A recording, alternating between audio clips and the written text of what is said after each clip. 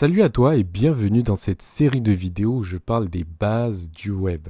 Dans cette vidéo, on va parler principalement de ce que c'est une requête HTTP. On avait vu ensemble ce que c'était un serveur web et on avait vu ensemble comment il fonctionnait et que on avait un navigateur qui envoyait des requêtes HTTP vers un serveur pour pouvoir avoir des informations. Donc ce que je te propose, c'est qu'on voit ensemble ce que c'est le HTTP. Déjà dans sa définition, HTTP c'est Hypertext Transfer Protocol. On découle deux termes, hypertexte et protocole. Un protocole, c'est quoi? Ça va juste être l'ensemble des règles qu'on va établir pour définir quelque chose. Donc ici, on va définir que la communication de ces appareils sera du HTTP. Donc ça va être ça notre protocole de communication de différents appareils. Ensuite, ici, l'hypertexte qui est important de retenir, c'est que c'est un texte qui va contenir des liens vers un autre document. D'accord? Donc ici, par exemple, je te l'ai illustré. Et donc tu as un texte qui contient un lien vers un autre document.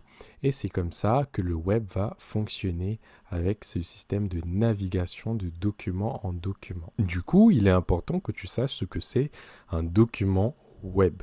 Un document web, c'est juste un fichier qui va être stocké sur un serveur web. Ça va être généralement un fichier HTML. Et du coup, tu peux te demander qu'est-ce que c'est du coup ce HTML. Ce HTML, ça va être l'Hypertext Markup Language. Hypertext, on sait ce que c'est. Language Markup, ça va être un langage de balisage. Pourquoi langage de balisage? Parce que ça va te permettre de structurer ton contenu. Tu pourras mettre par exemple un titre, un paragraphe, des citations, etc. Ce que tu veux. Donc tu pourras structurer ton document. À partir du moment où tu utilises le HTML pour structurer ton document, tu as donc un document web en ta possession.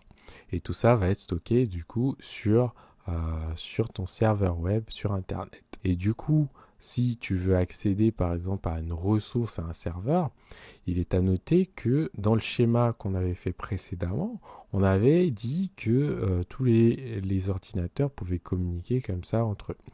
Mais imagine que ce sont des maisons et que chaque ordinateur du coup possède une adresse. Par exemple, on avait vu dans le cas de Google, google.com, ça va être du coup l'adresse de Google. Si je veux joindre cet ordinateur, je passe par cette adresse-là. Et plus tard, ça nous permettra de parler de ce que c'est des DNS dans une prochaine vidéo. Du coup, dans notre cas, on se demandait également c'était quoi l'URL et comment elle était composée. L'URL, c'est l'adresse de la ressource sur le web. Donc ici, elle est constituée en première partie du protocole. Et ensuite, tu auras le nom de domaine et tu auras parfois, dans certains cas, le port de la machine. Tu vas avoir le path qui définit la ressource que tu recherches et tu peux construire une query. Donc la query, c'est ce qui permet de passer des paramètres pour préciser encore plus ce que tu veux dans une ressource bien précise ici. Donc les paramètres, c'est souvent clé-valeur, clé égale valeur. Et si tu veux enchaîner plus de paramètres, tu rajoutes un et. Mais si tu veux initialiser le début de tes paramètres, c'est toujours avec un point d'interrogation. Et ensuite, tu finis souvent, parfois, quand tu veux, ton URL avec un fragment. Donc le fragment, ça peut te permettre de faire plein de choses, soit ton JavaScript, peu importe. On verra ça plus tard. Mais ce qui est important que tu retiennes ici, c'est qu'une requête va être constituée de 4 éléments. Tu vas avoir la méthode, l'URL, le header et le body. La méthode, c'est par exemple constituer des verbes comme get, post, etc. C'est qu'est-ce que tu veux faire. L'URL, ça va être la ressource que tu demandes à une adresse bien précise. Le header, c'est toutes les informations qui vont accompagner ta requête. Et le body, ça va être toutes les informations que tu vas vouloir soit envoyer ou que tu vas pouvoir recevoir d'un serveur web. D'accord? Donc, si je regarde le cas d'une requête GET, tu vas avoir le host dans le header. Tu vas avoir le header agent dans le header, ici je parle bien du header. Tu vas avoir ici accept, donc pour dire j'accepte du texte, j'accepte du JSON, etc. Peu importe ce que tu veux.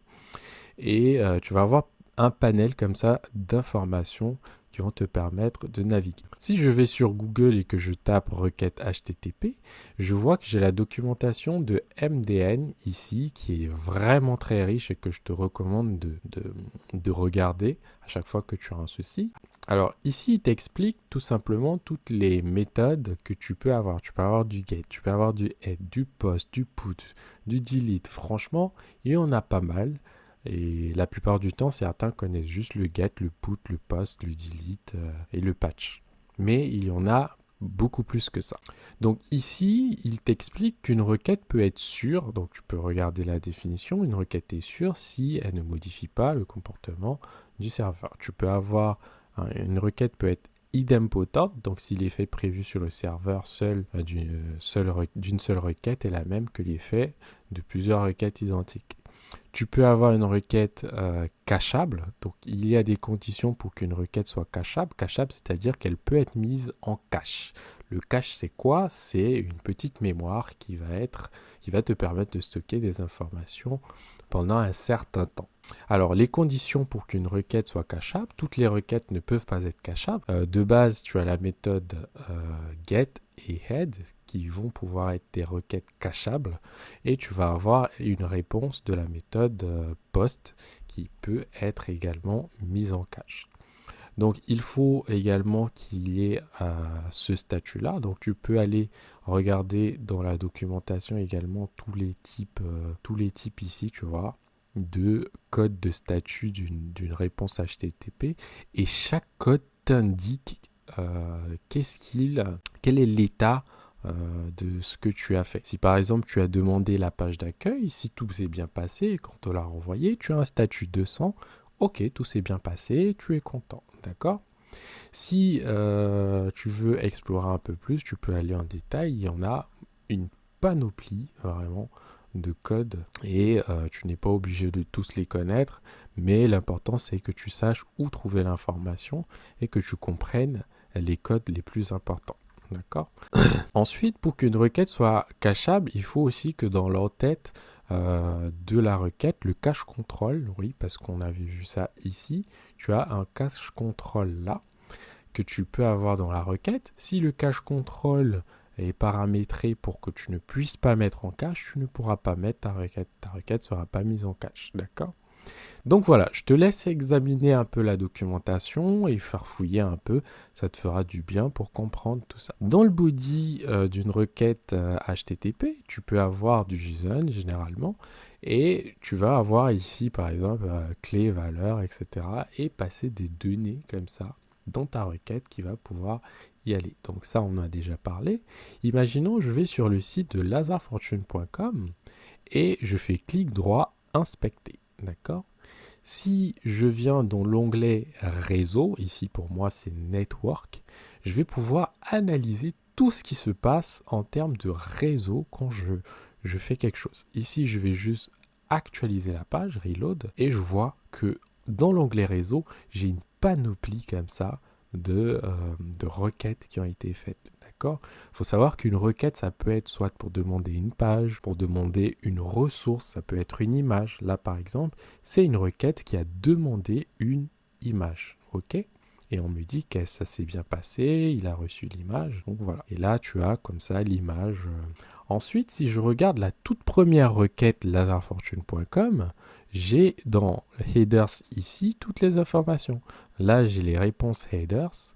J'ai ici le request headers. Donc, qu'est-ce qu'il y avait dans le header de ma requête? J'ai toutes les informations ici. Et dans la réponse, le header, voilà ce que j'ai. Si je regarde le cache control dont on a parlé, ici, donc, c'est pas mis en cache. Donc, voilà un petit peu. Si je regarde dans la partie réponse, j'ai toute la page HTML que le serveur m'a renvoyée. Et ici, je peux preview donc cette page HTML là. D'accord? Donc ça, c'est la page HTML que le serveur m'a envoyé. Donc c'est vraiment important que tu puisses comprendre comment tout ça fonctionne, que tu puisses également venir ici bidouiller, là tu peux filtrer, tu peux par exemple choisir que les fichiers JavaScript ou alors que les images, voilà, comme ça tu peux bidouiller et comprendre réellement comment ça fonctionne. Si tu regardes ici, il te dit memory cache, c'est-à-dire qu'il a utilisé ce qu'il avait mis en cache, d'accord, par rapport à l'image qu'il a essayé de récupérer. Donc c'est important de comprendre tout ça parce que dans le web, tu peux pas avancer si tu n'as pas ces bases-là. Donc je te propose dans la prochaine vidéo qu'on voit ensemble c'est quoi la différence entre le HTTP et le HTTPS et qu'on va parler des différents types de HTTP.